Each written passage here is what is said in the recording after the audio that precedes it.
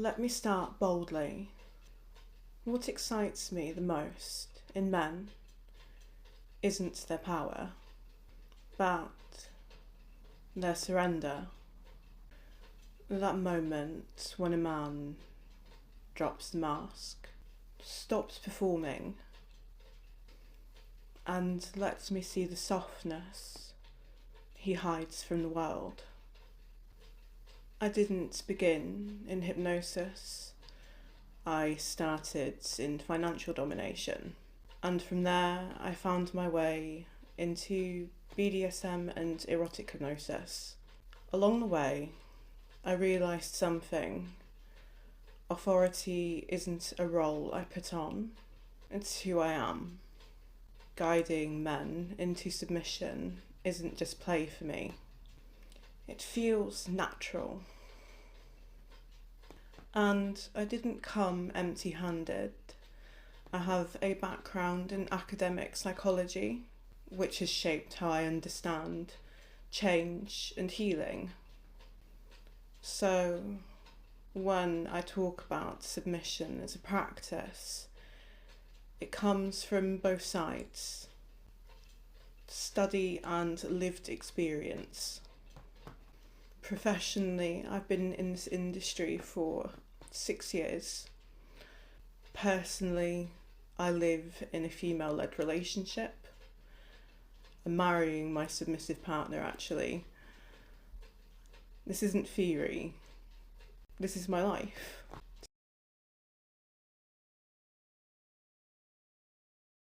Society puts men in a box. The rules are simple. Be strong, be in control, never be weak. At the same time, men are blamed, mocked or distrusted simply for being male. That double message is brutal. The result? Many men live decades performing strength they don't always feel, hiding the parts of themselves that long to yield. Carrying shame for desire that could be beautiful. And let's bust a myth right now. Submissive men are not unmasculine. Some of the strongest, most successful men I've ever met are submissives. The submission doesn't erase their masculinity. It adds balance to it. The box is too small. Submission is one of the ways out.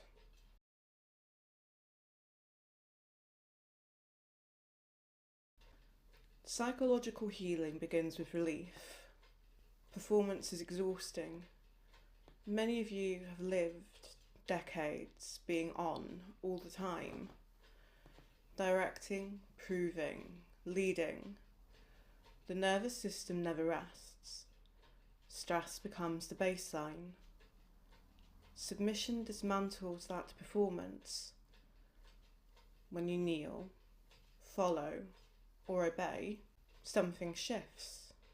You don't have to decide. You don't have to prove. You let someone else hold the frame. There was one man who once told me it was the first time I felt my body let go. He hadn't slept through the night in years. After practicing structured surrender, he finally did. Submission, at its simplest, is a practice of relief. Relief from the constant demand to perform. Relief that lets the mind breathe.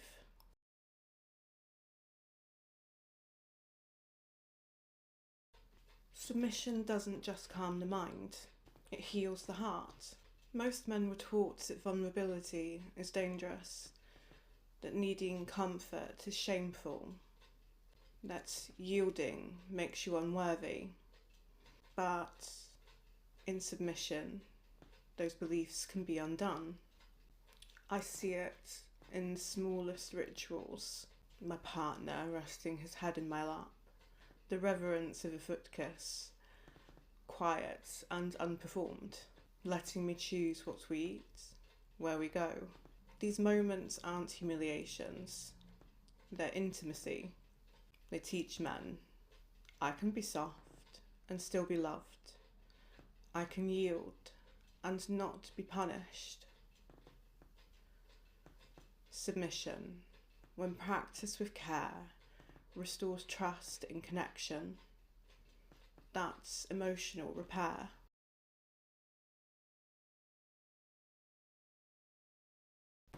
Submission goes deeper still, into the spiritual.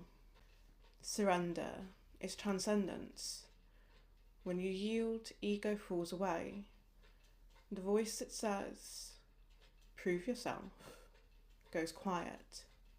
And what's left is presence. For some, that feels like meditation, silence inside the noise. For others, it feels sacred, like prayer or ritual. Hypnosis became my way into this space. My grandfather and great-grandfather were hypnotists, and when I first wrote a hypnosis session, I understood why. Hypnosis isn't about tricks. It's about leading the mind into surrender so that the soul can breathe. And, as a very interesting side note, the etymology of psychology is actually the study of the soul. Submission in this sense is a sacred practice.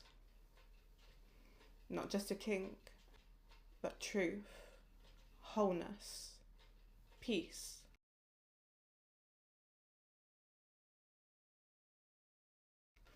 If submission heals individuals, then perhaps it can also heal culture. Patriarchy has boxed men in and wounded them. It told them to dominate or be worthless. It told them to hide tenderness, to silence need.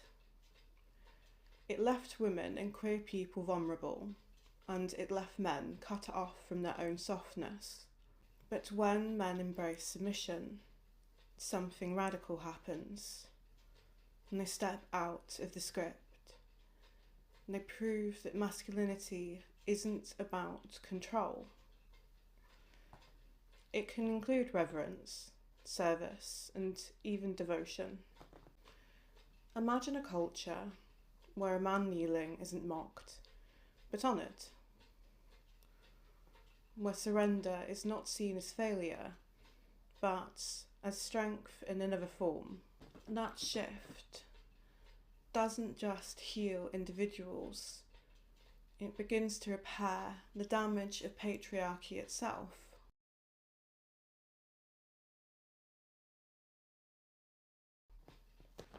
I don't just talk about this, I live it. My relationship is female-led. My partner kneels, yields, and rests below me. He makes no decisions without me, and I don't mean that as a fantasy. I mean in daily life. I choose what we eat, how we spend our time, and what direction we take. This structure isn't about theatrics, it's about freedom. He doesn't have to perform control. He can simply be and thrive in my authority. That's my credibility. Submission isn't a costume for me. It's the foundation of my relationship, the truth of my daily life, and it works. It heals, it strengthens, and it loves.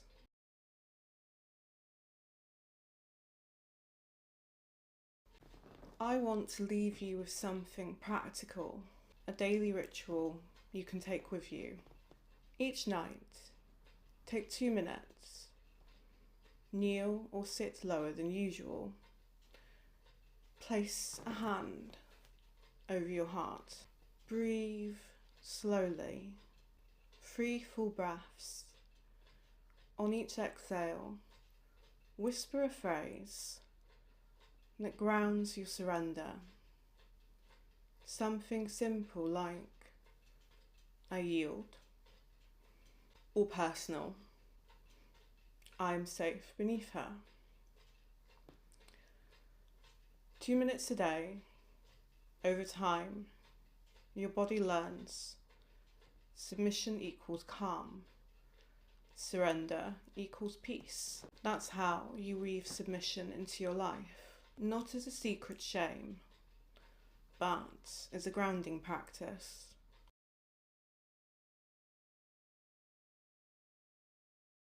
This is why I created the Foundations of Submission, a weekly programme to help practice deliberately. It's available on my Loyal Fan subscription page. Short excerpts have been posted on TikTok, but the full programme is for those who want to commit. Even if you never join, hear this. You're not broken. You are not weak. Submission is not failure. It is relief. It is intimacy. It is sacred. It is cultural repair. I love submissive men, and I love making you feel what I know to be true. Yielding is beautiful. You are seen, and you are not alone.